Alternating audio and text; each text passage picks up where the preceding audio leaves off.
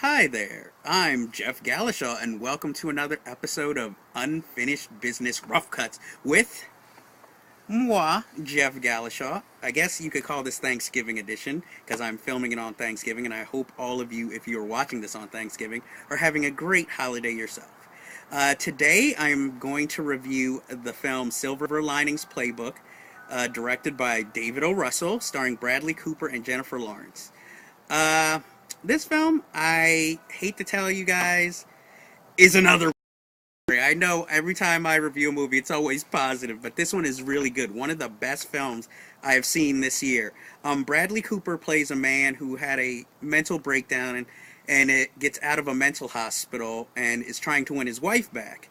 And in doing so, he's trying to better himself, and he falls in with another misfit who's kind of a sister of a friend. It's a confusing. It's not really too confusing, but I have to say I was surprised at how much I like this movie. I think it's because it's a film that's kind of quirky and actually comes out of nowhere.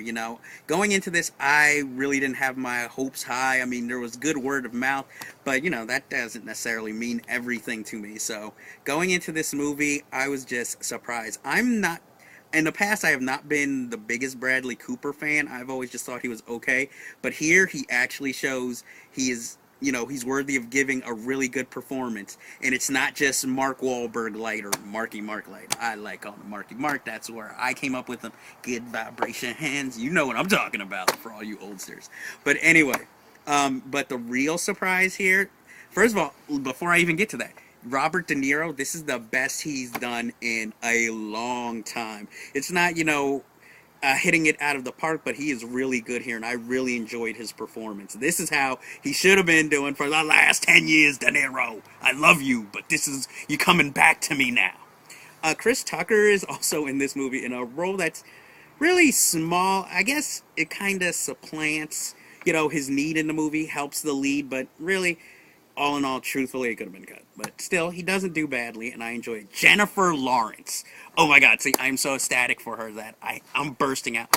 She has given one of the best female performances this year, and the uncanny thing is that she's so young in doing this. I mean, at first, that was my little problem with her because I thought she's a little young for him, and he looks like her uncle when they're together. But as the movie progresses, she more than proves her own. She holds her own with every actor in this, even De Niro, and I'm just amazed. And I don't know, maybe it's the darker hair, but I find her kind of cute. I didn't like the Hunger Games all that much, but here she shows that she's a true actress, and she's just so charming in the role, even though she's kind of messed up. You can't help but walk away from this film having a crush. The little problems I had were, very few, which are that, as the film goes on, at the beginning he has this little, he has his schizo and his crazy, and as the film goes on, he slowly is getting better, but then relapses, but then by, I guess, the last third of the film, it's just like, all of a sudden his problems seem to all of a sudden he's the most sensitive man in the world. But actually, I think the film was trying to show a progression of, this is his manic, this is his mid-manic, this is him, on the road to recovery. But I have to say, it is definitely a film worth seeing, and I think a lot of you will go see it. A lot of people out there have been writing that it's manipulative and all this.